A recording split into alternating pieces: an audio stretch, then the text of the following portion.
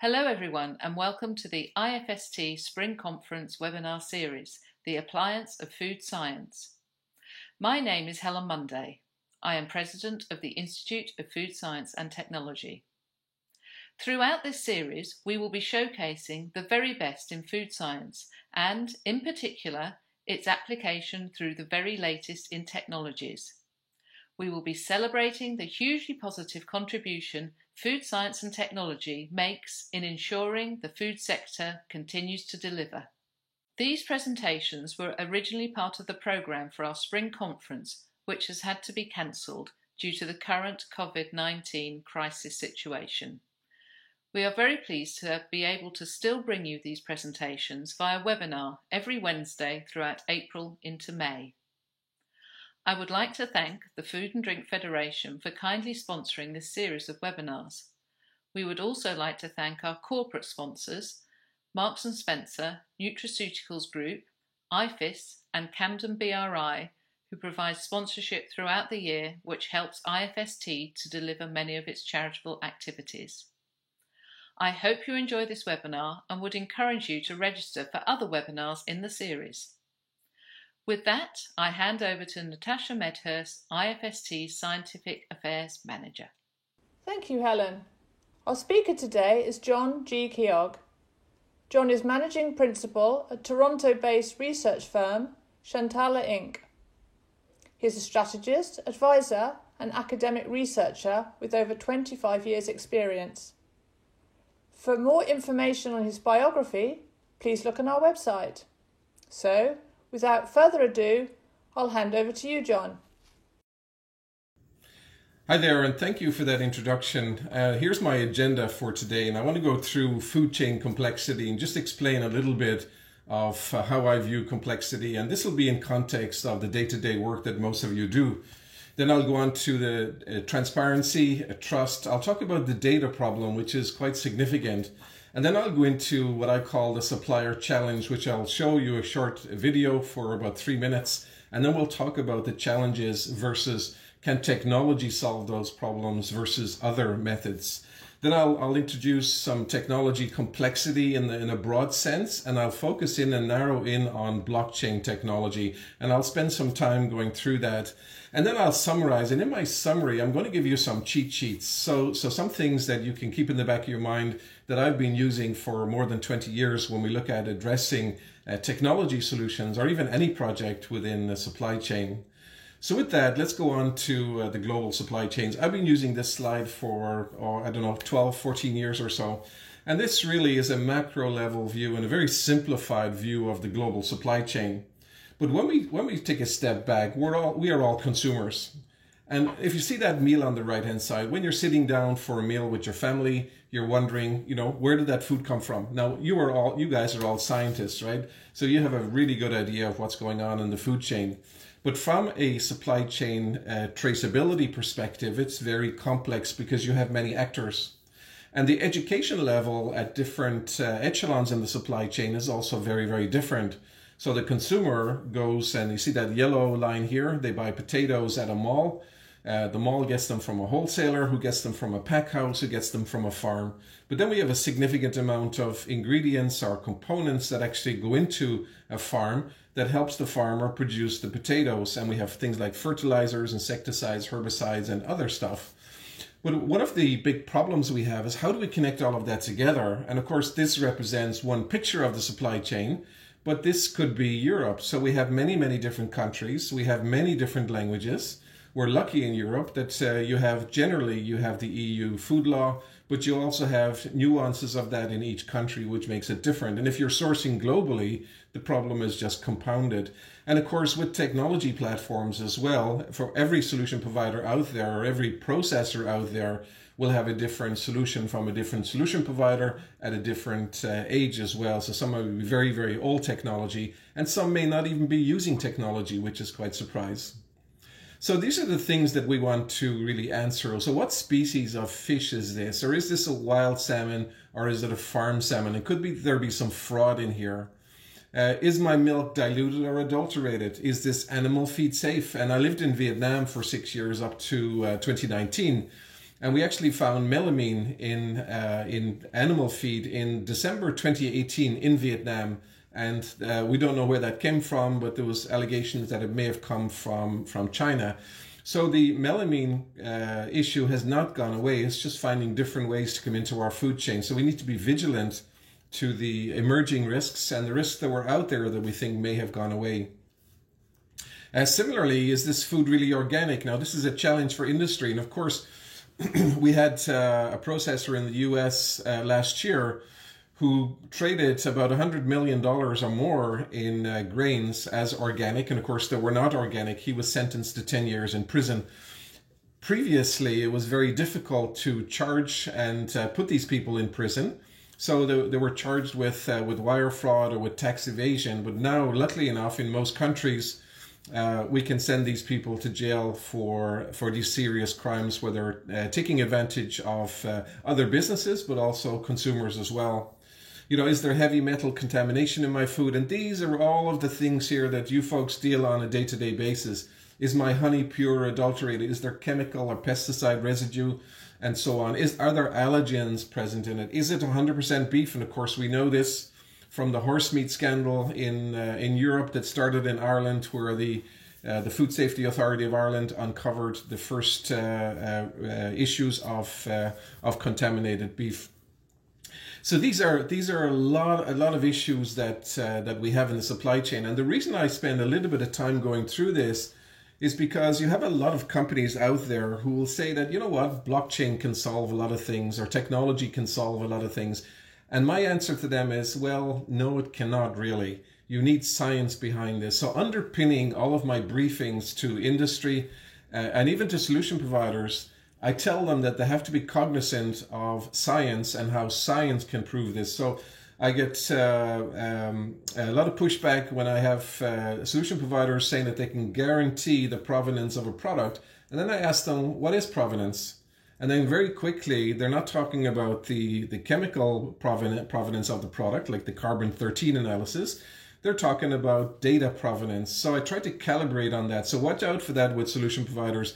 Many do talk about provenance, but it's actually the provenance of the data that was entered into the system versus the actual provenance, the scientific provenance of the product itself, its geographic source or origin. So ultimately what we want to answer is my food safe to eat? Now on transparency, I could spend the whole day talking about what is transparency, but we have a lot of words here. It's about truth, it's about accuracy, it's about being honest, and it's about being sincere. But we also have to ask ourselves, being transparent for what? For what purpose? So we get a lot of pushback from marketing and from surveys that say, you know what, consumers want more transparency. But why do they want that transparency? And do all consumers want that transparency? And we know that even in the US, on the East Coast and the West Coast, the requirements that consumers have will be very, very different. So there's no broad strokes to say that this is all of the data that consumers want companies to be transparent about. And you have to understand as well, and this is a very important point, that a consumer's need for data does not necessarily mean that they should get that data. And this is a balancing act for food companies and also for regulators. So for example, when you look at master data for a product, master data is typically it's data that doesn't change about a product, but it also includes recipe and know-how and your suppliers and the costs. So even when you look at things like master data, you have two dimensions on it. You have a dimension that's public, everything you publish on your website and whatever you publish on your packaging and your labeling. And then you have an element that's private. For example, Coca-Cola's recipe is private.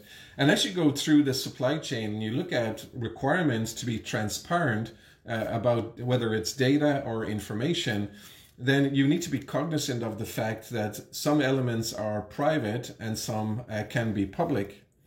So we get good guidance here from my favorite academic. His father, Geert Hofstede, is the academic who came with the psychology studies in the 80s and early 80s with IBM. And this is his son, Geert Jan Hofstede. And I love his definition because he talks about transparency of a net chain. Now, net chain here is both the supply chain and the network together. And what he says is it's the extent to which all of the network or the NetChain stakeholders have a shared understanding of and access to product related information. Now, shared understanding you can get through standards. So for example, the GS1 standards, they help us to get a shared understanding of what the data means. And for those of you who are not familiar with the GS1 standards, please look up GS1 UK because they're very, very advanced in the UK. And they're the unsung heroes, I think, of the food industry in the UK and around the world. They're in 116 countries. GS1 is a not-for-profit organization and the organization that helps shepherd all things got to do with barcoding, but how processors and producers, brand owners communicate with retailers and help them to communicate out to the public. So it's also access to the information as product-related information that they request without loss, noise, delay, or distortion. Very important implications here. If a consumer hasn't requested it, well, why be transparent on it? Loss, noise, delay, or distortion. Sometimes this can happen because of a lack of interoperability. Noise and distortion can come in, unfortunately, from marketing. So we need to watch out for that. Are we really being transparent? Are we really being honest? Are we saying things like our water is gluten-free, tomato is gluten-free? So we need to be use common sense, I think, in some ways, and tone down the marketing. With some products, there are some bad actors out there. So on the when you have a product like an apple, very, very simple product, consumers still want to know where was that apple grown and how was it processed. I had a conversation with one apple processor in New Zealand and the government official beside me. And that apple producer said, John, I love this notion of transparency, but do you really think that New Zealand consumers want to know where these apples were grown? And I said, absolutely. And he said, well, we actually outsourced the growing of our apples to Portland, Oregon, but we still sell them here locally in New Zealand as New Zealand apples. And I said, in that context, or in that case, you should be clear with the consumers that the genus is from New Zealand, but they were grown in the US because practices are very different. I think it's important for consumers to know that. Moving on, if there's some genetic modification of the product, I think it's fair for consumers to know that as well. So transparency is the big picture. It's a buzzword. This is actually my doctoral research area for the last 5 years. I research at Henley Business School in Reading, University of Reading, although I'm based in Toronto. And I can go into this again. As I said, I could talk about this all day. But I'll give you one tip. If you hear someone in a briefing talking about radical transparency, you have my permission to leave the room. We should not be talking about radical transparency. We have to be talking about simple transparency, very simple forms of transparency. And what does that mean? So moving on to trust. Trust is a very complex topic. I'll simplify it here with the definition from Rousseau, who looked at it as a psychological state comprising of the intention to accept a vulnerability based upon positive expectations of the intentions or behavior of another. So think about this. You walk into a restaurant and you have your family with you. You are accepting a vulnerability when you walk into that restaurant, and you believe that you have a positive expectation that everybody in the supply chain, from whoever grew the potatoes to process them and brought them to the mall where you bought them, right down to the meat or vegetables that you're eating, that everyone's intentions were to give you a good, healthy, and safe product to consume. This is really what trust is about. But unfortunately, we know that we have to go a little bit deeper, and this is why I keep going back to science, that science is actually so critical for us. So trust but verify, I love that. Use that on a day-to-day basis, and we need science to underpin all of this. So let's look at the data problem. So the food chain challenges. Ag trust has two main enemies the way I see it. The first one is bad character, which is impossible to eliminate. And the second one is bad data, which is possible to reduce, again, with the GS1 standards. So this is the challenge that we have in organizations, and we have to think like a criminal. Where could bad character come into our supply chain where we could be cheated to some forms of moral hazard or opportunism, especially in global supply chains? Now, moving on to the supplier challenge, I'll go through this very quickly because of timing, but can you imagine that your company is looking for a strategic partner of widgets? And Company A's got a long history of manufacturing high quality widgets, and they always deliver on time and they always deliver to the budget you set. However, the leadership have been accused of some unethical behavior in the past, treating contractors or employees poorly and not being entirely transparent about their business operations. Whereas Company B have no history in the manufacturing of widgets, and they've not been the most reliable partner in the past. However, management have been known for being very honest and very transparent with you in all aspects of the business. So which company would you select? Now, when I pose this at workshops, 99% of people pick Company A. And then I ask them, why do you pick Company A? And they say, well, because that's how I measured. I measured on getting the right product at the right quality, the right time, the right price into our location. I'm not measured on things like deforestation or slavery and so on. So I think that needs to change. And let me go into an example here. This, on the left-hand side, that company is deemed to have high competence but low integrity. And on the right-hand side, this company is deemed to have high integrity but low competence. Now, this is a short video here, and I'll just play a little piece of it. This was after Deolio, the largest producer of olive oil. They were accused by laboratories in the US of some fraud. And here's what he said. We want our customers around the world to continue to have 100% confidence in our products. This is why our olive oils are the top seller globally. At Deolio, we are passionate about our brands and deliver premium quality products to our value customers around the world. So let me assure that Deolio exceeds the standards of the International Olive Oil Council and European Union, the only legally binding methodologies for the classification of olive oil. Our foremost commitment is to our customers and consumers. For more information, I invite you to our website www.deolio.com. Thank you very much. Now, what I want to do is I want you to remember this date that's here, December 2017. I'm going to come back to that in a few moments.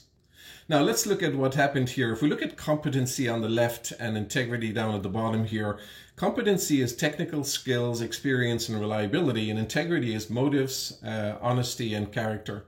So firm A was up here on the left-hand side with high competence and low integrity, and firm B was over here with low competence and higher integrity. So firm A, this is a very important one. In post-contractual issues, it may lead to moral hazard. In other words, the firm that's very competent may get involved in what we call hidden actions or hidden behavior that could create costly disputes and could be damaging to the brand reputation if they got involved in things like deforestation or habitat issues, or even using products from another unapproved source. Company B, on the other hand, it may lead to lower transaction costs over time because you don't need as much safeguards to put in place. This is the company that will tell you, you know what, we screwed up and here's what we're going to do to fix it. The risk with this is that one slip up in their honesty, if the integrity is jeopardized in any way, shape or form, it could undermine the relationship significantly. And what Connelly and colleagues found is that integrity-based trust, so Company B, was actually 10 times more effective at reducing transaction costs over time. So there's a big surprise for us. Company B, the one that was less competent but at higher integrity, was better at reducing costs over time. Now back to Deolio. You remember that was December 2017? So just 4 months later, Deolio agreed to pay $7 million in mislabeling suit. They agreed that the labeling was wrong. It wasn't extra virgin olive oil, and it absolutely wasn't from Italy. So there you go. You had the CEO going public saying, trust us, everything is good. And unfortunately, it wasn't. So could a blockchain help with all of that? Probably not. So what we have here is we have distrust, which develops rapidly, and trust develops very slowly.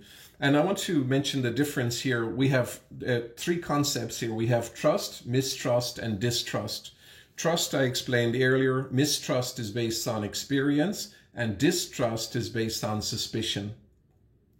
So let's look at technology complexity in the supply chain.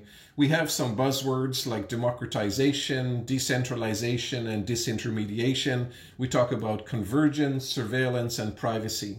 Now, what is democratization? Well, the internet is democratizing our access to technology. Decentralization, we understand, and disintermediation is about taking out the middleman, essentially. And we have a lot of concepts in here. We have big data analytics, AI, IoT devices, cloud computing, virtual reality, augmented reality. And I have several papers in process on how we can use things like smart glasses in food safety and in the supply chain. So we're getting to a state right now where we can track much more, which is good for us overall in the supply chain.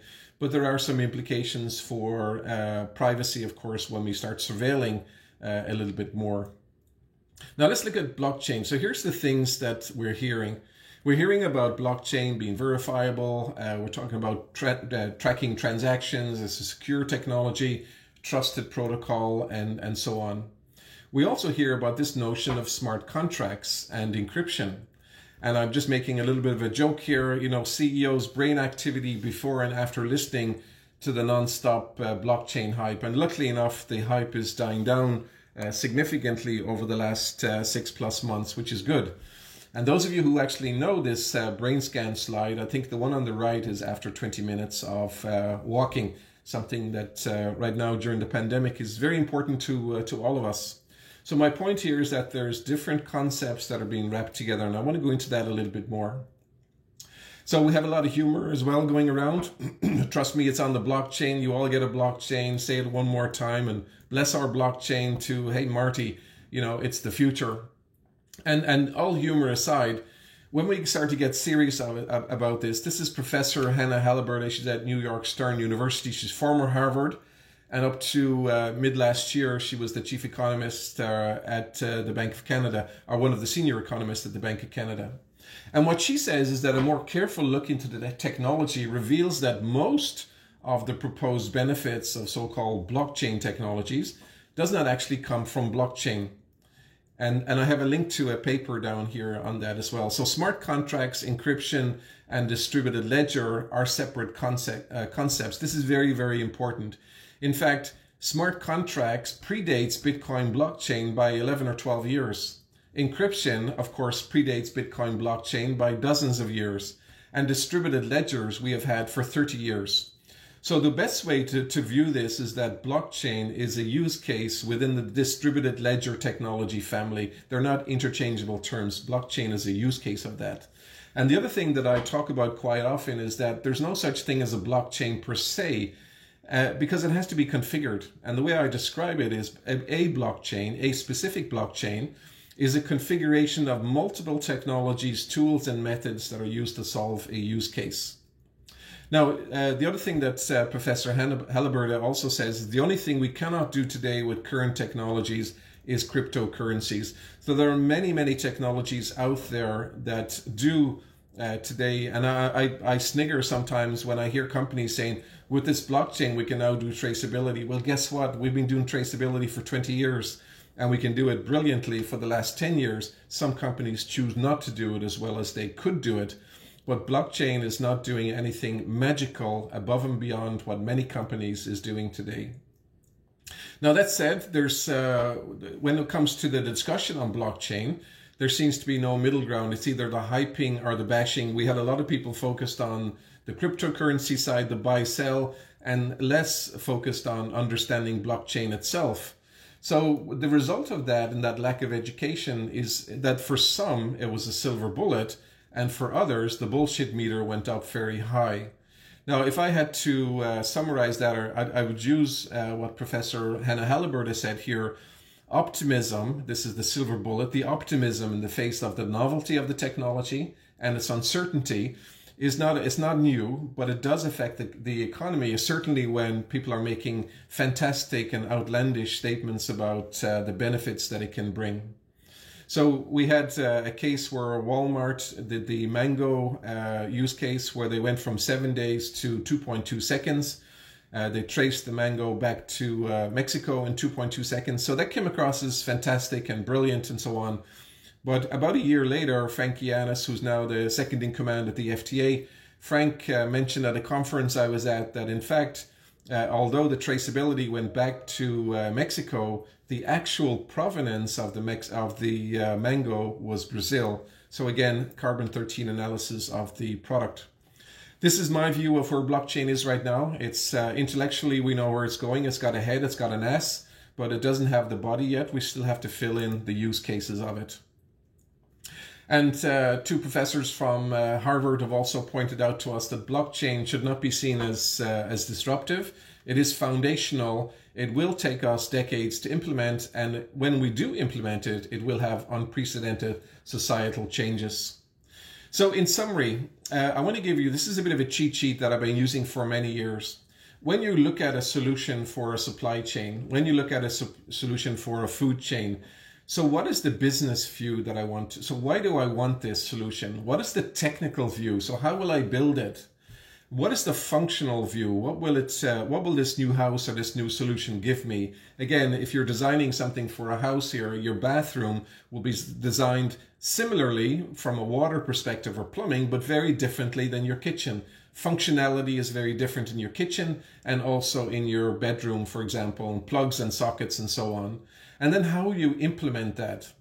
And what standards does it have to comply with? And what regulations does it have to comply with? So these 6 views is one of my cheat sheets in my advisory work. And I think if you think about these 6 views when you're looking at a solution, ask the question, why are we doing this? How will we do this? What will it give us? How will we implement it?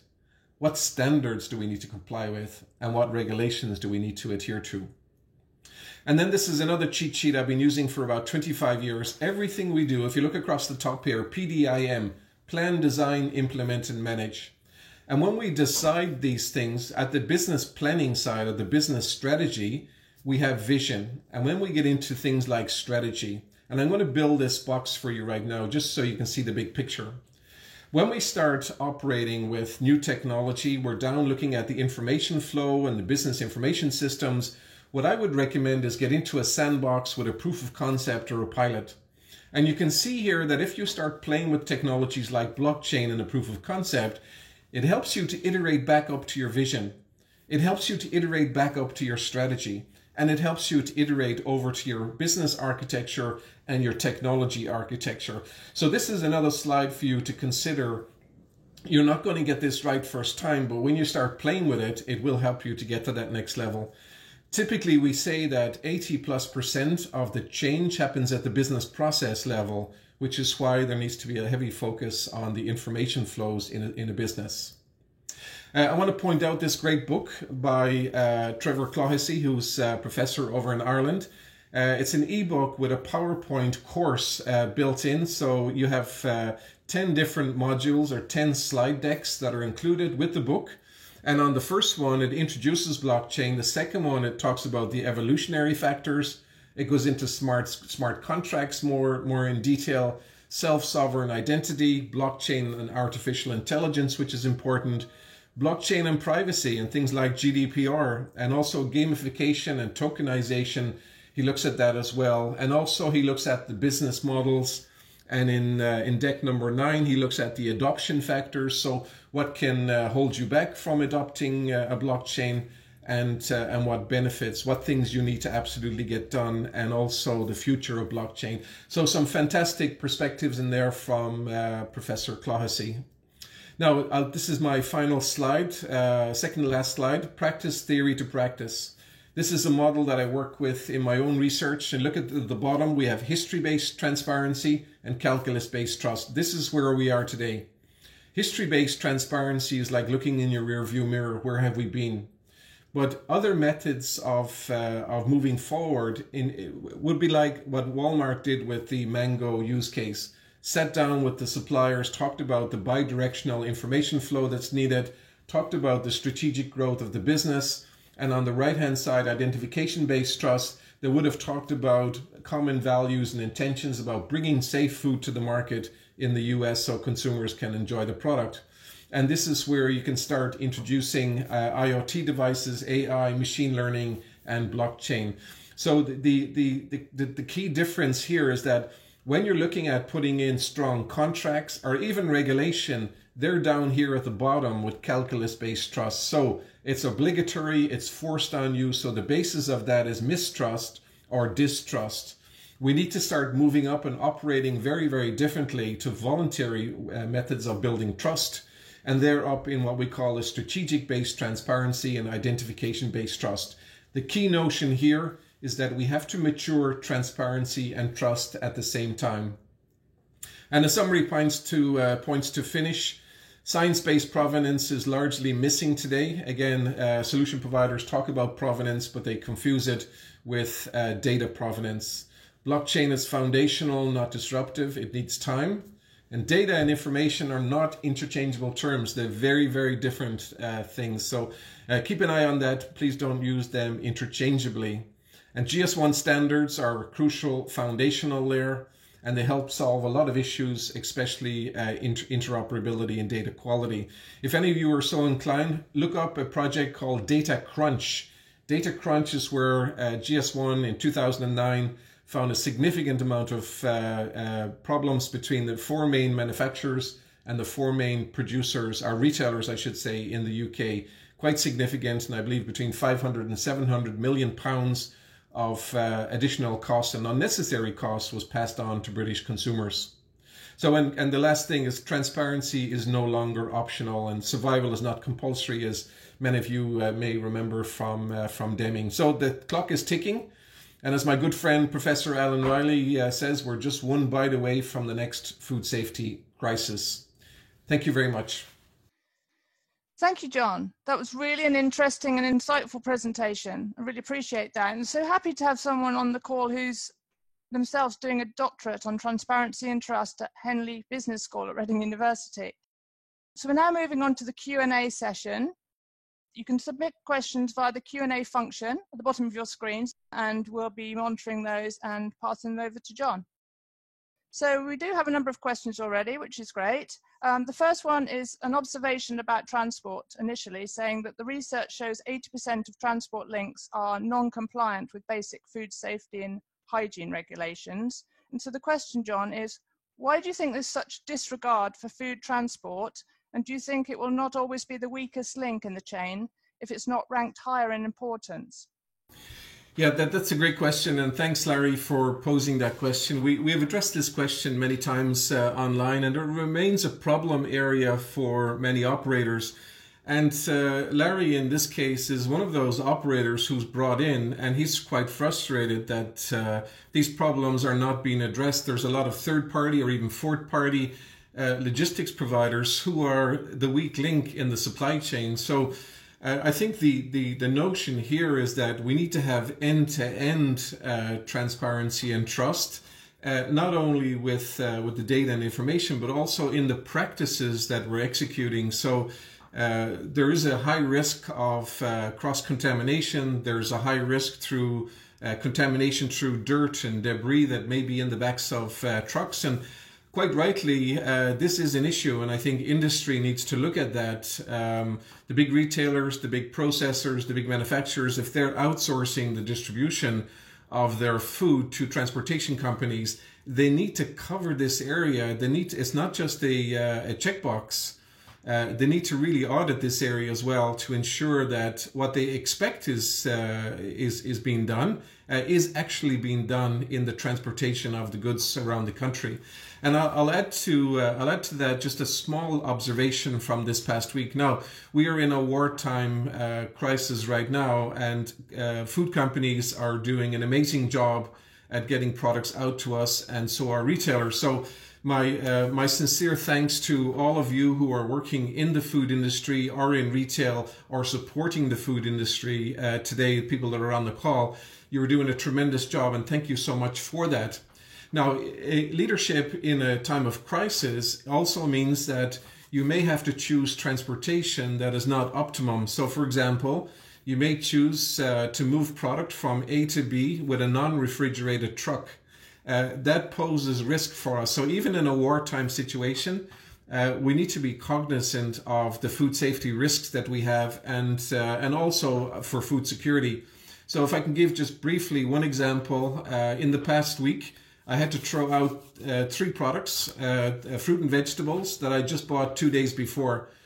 Blueberries that went moldy, mushrooms that went moldy, and broccoli. I never throw out vegetables or fruit. I always use them. But unfortunately, within 2 days of buying these, which were already scarce on the shelf in Toronto, I had to throw them out. I couldn't save them. So that tells me that the transportation that was used to move these products around was appropriate for the crisis that we're in right now, but it's not causing a food safety issue, but it's causing a food security issue, and I had to throw them out, unfortunately. So hopefully that'll address the question. I do extend my concern about what Larry mentioned. We need to have end-to-end control of our supply chain, and the transportation is an obvious weak link today. Thanks, John. And we at IFST would also agree with that and say thank you to everybody who's doing such a great job. Keep on doing what you're doing. Moving on to global matters, we've actually got a question from our new president, Helen Munday, asking whether there's any particular geographies in the world that are ahead of the others, or would you say it's geo-agnostic?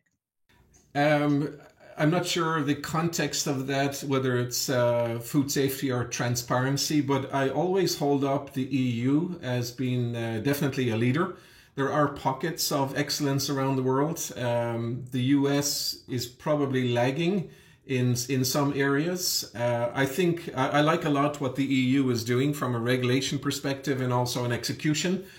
I'd like to think that the UK and Ireland are very, very advanced in their food chain. We have a lot of brilliant people on the phone here and also from around the world on this call today.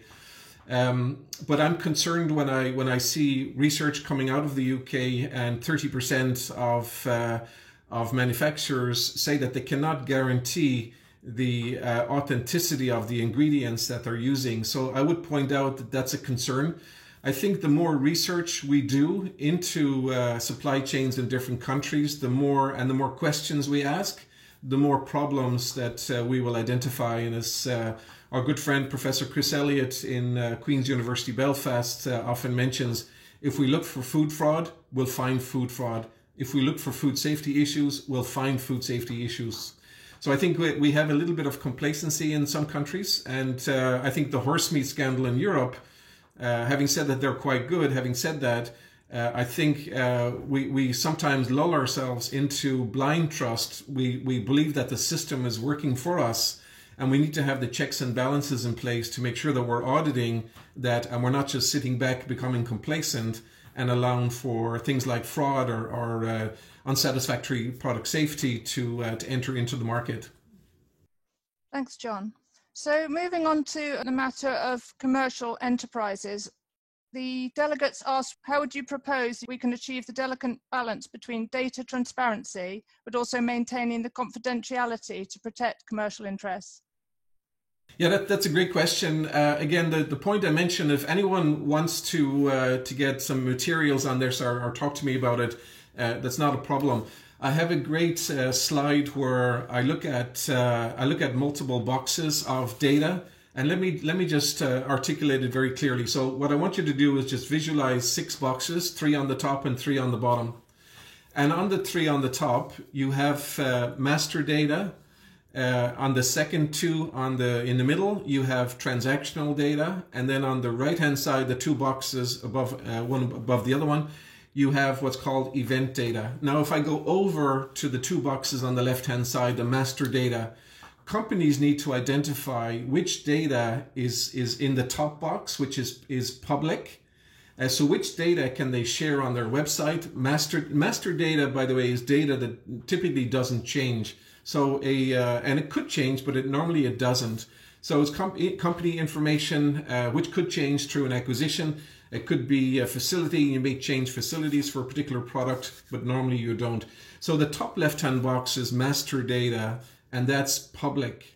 The second one down is master data that's private, and this is where companies internally they lack a cohesive approach on how to approach this or how to do this. So I would recommend to talk with your GS1 organization in your country to really get an understanding of how do you do proper data governance and manage the data quality, and also look at things like who gets access to what and when do they get access to it.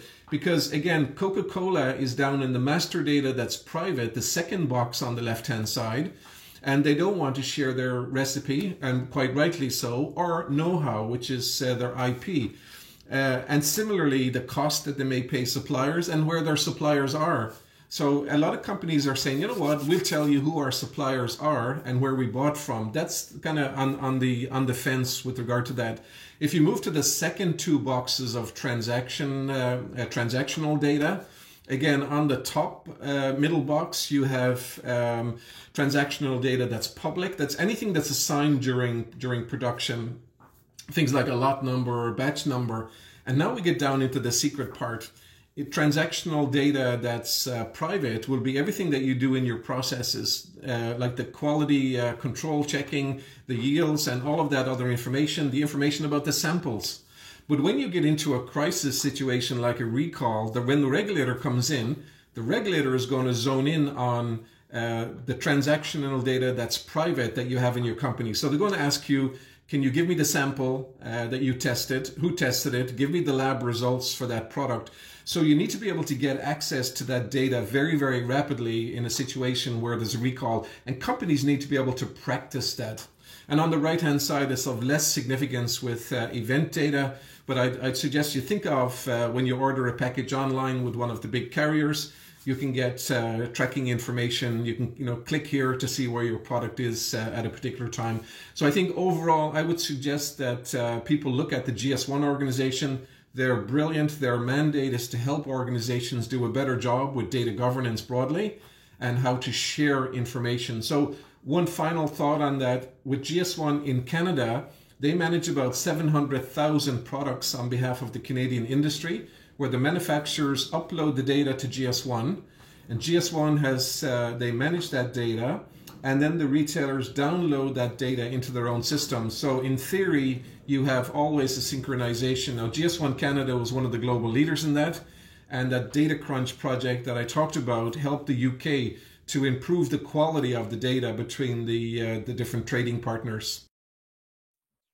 Okay, that's really useful. Thanks for explaining that so clearly. We've had a lot of comments on the Q&A about how clear the presentation was and a lot of positivity. So that's really great to pass on to you as well, John. Thank you. From another angle, with just quoting the fact that you mentioned thinking like a criminal. So obviously fraudsters seem to always keep one step ahead of the regulators. That's just the nature of how they operate. So the question is about if we rely more on technology, and I think this is much more from the smaller businesses, which are being more nervous about this. Are we opening ourselves up more to fraud in that way because of the data information? Yeah, there's a lot of things to unpack in food fraud. We have what I recommend to companies is that they do a number of things. The first one is that they have a workshop internally, and they bring in people that are not even part of their organization, but it could be trusted people that do the trusted hacking or the ethical hacking. But it could be people that are in a different function whatsoever. It could be their suppliers, it could be their partners, or it could be subject matter experts. And what you do, you can even put on the t-shirts if you want, but act like criminals and try to break the business, try to break into it technology-wise. And as part of that exercise, what I recommend companies do is they go online and try to find their products. Because I can pretty much guarantee that most organizations will not know that their products are being resold by other parties online. And the reselling of products online, it happens all over the place. They could be fraudulent products, they could be counterfeit products, or they could be products that are stolen within the supply chain. So I'll give you one example. The organized crime in the US alone, annual organized crime of retail theft is more than $40 billion. And a lot of these products end up being sold. So they're not counterfeit products, they're not fake products, but they're stolen products. And we haven't really looked at the stolen products in the whole equation of food fraud more broadly. So I would recommend that companies look at possible situations where their products are being sold illegally through other channels that they're not aware of, and then to do some investigation into that. A lot of organizations have, and Danone is one that comes to mind, Danone has an executive in charge of food safety, reporting, I believe, to the CEO. And he has a peer who's responsible for food fraud. And what they've done within the organization is that if the food safety people, if they find a potential food fraud issue, they stop immediately and they pass the portfolio over to the investigative role of the food fraud team. Now, they have their experience in fraud investigations. A lot of them are ex-police officers. And the issue here, which is very, very important, you don't want to rush in and say we're here and start ringing bells and firing shots, as it were. You want to investigate what's happening, how is it happening, what is the extent of the problem in your supply chain, and try to address that. So, in fact, it may be a case where you have to sit on that fraud and monitor it from all different angles for 1 month, 2 months, 3 months, or even 6 months to really get to the bottom of it. And as we often say, to cut off the head of the snake instead of chasing its tail. I see. So we're thinking like a criminal and also behaving like a criminal, put ourselves in their shoes and just keep persevering, finding the weak spots. Exactly. But we also have to think like an enforcement agency. Within many food companies, they don't have that skill set, and regulators don't have it as well. In most cases. Now, the UK is unique in that the UK has actually hired ex-police officers for food fraud. There's also a team in Scotland, and the Dutch have also got a team, and several countries around the world. The Danish have been doing it for many years. Australia has done it as well. So I think regulators or governments are stepping up and putting in dedicated police to help with the investigation. But within companies, they need to think like that as well. Not only think like a criminal, but think from the investigative side. How can you chop off the head of the snake rather than chasing its tail? Okay, that's great advice. And it just encouraged people to test their systems and just look at all the opportunities there. So moving on to something that's very close to my heart, here at IFST, we've been working on identifying the critical information needed to support food traceability. The delegates asking what you think the critical information would be to fill in the data gaps to allow digital solutions to be effective. Yeah, you can look at that from different angles. Again, if you go down to, let me go to something that I think is controversial right now. I hear a lot of people talking about, including solution providers, talking about farm to fork traceability. Well, guess what? As far as I'm concerned, that's actually impossible. You can't do farm to fork traceability per se unless the consumer is a member of a loyalty program, because privacy laws forbid retailers from tracking who purchases a product and where it goes to.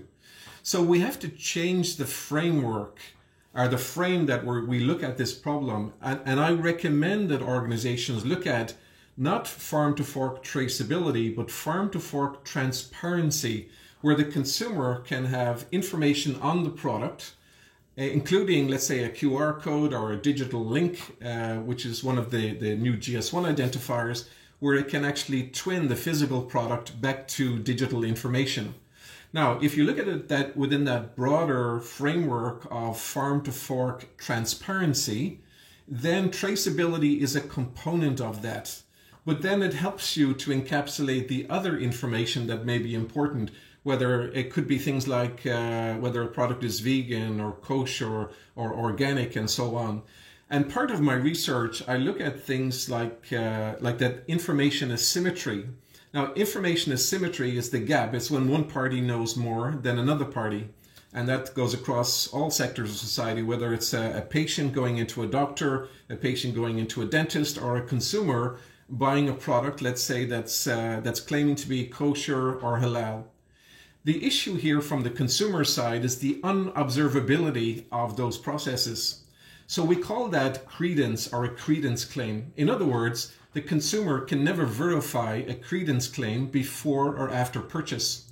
And a credence claim is something that's generally unobservable. So things like halal or kosher, they're what we call a multi-process credence claim. So in other words, there's a lot of processes involved in that.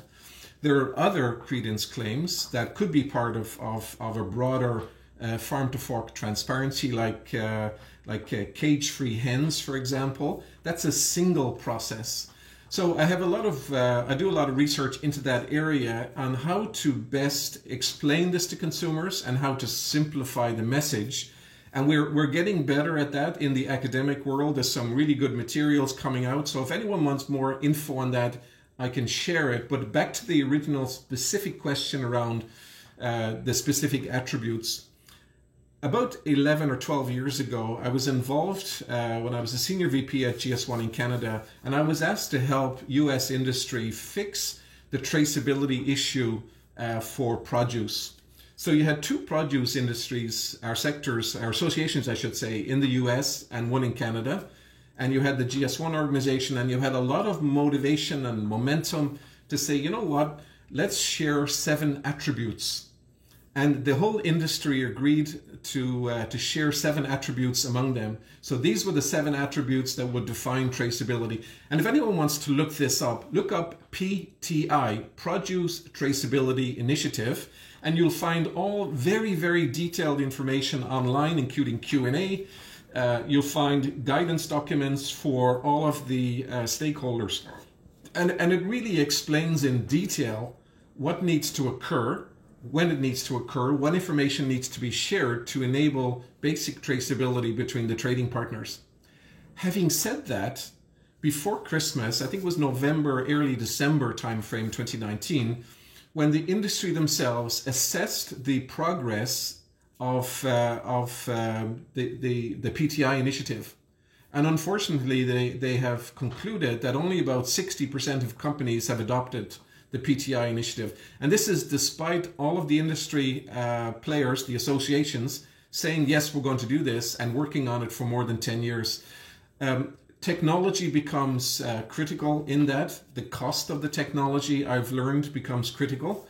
So it's a difficult one to do. So I would say that from an industry perspective, the data that should be shared to enable traceability for dairy will be very different from the data that needs to be shared from, let's say, beef or from another sector. But even with the industry involved and everyone motivated to do the right thing with a dummy's guide to the information, it's still very, very difficult for organizations to move forward. Thanks, John. It's interesting you highlighted the benefits not just for food safety, but also for foods eaten for religious reasons, for health or lifestyle choices. So I think that really opens it up to a lot more organizations as well. Just before we go to the next question, I just wanted to remind everyone that because I'm conscious of time, if there's any questions that don't get answered, we will do our best to try and respond to those after this webinar. And you have the opportunity to email IFST at info@ifst.org. But just as we move on here, I'd like just to ask you a question, John, about machine learning and the delegates asking your view on whether that will be an effect on the future of food safety, the modeling and the transparency in the food chain. I think artificial intelligence, blockchain, machine learning, absolutely crucial for us moving forward. I'm working on several initiatives right now that use artificial intelligence, machine learning. It's all about the information or the data that you have, and how you allow the technology to learn from that data, and you have to adjust it. But it's like machine learning is like a dog. You teach it 2 tricks and it can do those 2 tricks. So the technology is getting better to self-learn and actually get into rewarding the system for coming up with the right answer. I was at a briefing very recently with one of the major online platforms who recalled a product and stopped selling a product based on machine learning of consumer feedback. And this was months before an actual issue was reported by consumers. So the technology is absolutely crucial to our future. We need to learn more about the technology. We need to learn about machine learning applications. We need to learn how that functions within organizations. But critical to all of this, absolutely critical. If you don't have clean data, you won't have, machine learning will not function as you believe it will. It's the same with traceability. So in essence, in all of the technology projects that companies attempt, 75 to 85% of the time is fixing the data. So if I was up in front of 1,000 CEOs in the food industry, I would tell them with honesty and with passion, not with aggressiveness or arrogance, but I would tell them that not one of them have accurate data within their companies. I just know that from doing this for so long. We really need to focus on the data. And I'll give you a cheat sheet here again. We should not be duplicating data within organizations, because that's where it goes out of sync. Again, if you go back to GS1, they'll help you understand these key points. We have what's called authoritative data that's created by somebody in the supply chain. Now, as a product moves through the supply chain, you have attributes that are critical to that product's journey to the market, but the owner of that data, the creator of that data, can change as you go through the supply chain, as the product is transformed into different shapes and the finished product that goes out to the market. In all of that, we should not be creating multiple master data. We should have one master source of the data, and then we can have custodian sources of the data after that. So if you want to connect up with a system and you want to pull data in from a system, you always have to ask that question. Is that source the authoritative source, or is it the custodian source? And if it's a custodian source, how are they getting the data from the authoritative source, and is there a risk that I will go out of sync? So the net machine learning, blockchain, traceability solutions will not work effectively unless we have clean data. It's a good message there. So I guess in summary, you could say the larger companies are already really engrossed in this type of activity, but not always. Smaller companies probably quite nervous of going into new areas. But this benefits for everybody. Just one last question, because we really are coming close to time now. And that's from one of the delegates who's asked whether there's a clear link between transparency and food prices. That's a good question. If we're doing this right, and if we're getting our transparency right, consumers will like the product and will buy the product. Part of the issue here, I want to go back to signaling. When you have an information asymmetry between a brand and a consumer, that information asymmetry, or the information or knowledge gap, can be bridged using a label as a proxy for trust. So for example, if I use the USDA organic label as an example, USDA organic, it costs money to get certified as USDA organic, both for the certification and of course for the processes and training internally. So there is more cost involved in that. But it also sends a very strong signal, because USDA organic, the signaling strength of that, and the signaling strength and its trust, it's signaling trust to a consumer. So that's very, very important, the signal strength. And the USDA organic sends that strong signal strength to the consumer. The consumer can then go onto a website. The USDA actually provides that functionality where the consumer can go in and verify whether that company is indeed certified and verified as a USDA organic product. Now, because it sends a very strong signal of trust, there's also bad actors out there who fraudulently put the USDA organic claim on their products. Hence, the USDA do a great job by providing a list of fake USDA organic certifications. So I think transparency costs money. And this is why I mentioned earlier that it's only, you should focus on what consumers really want.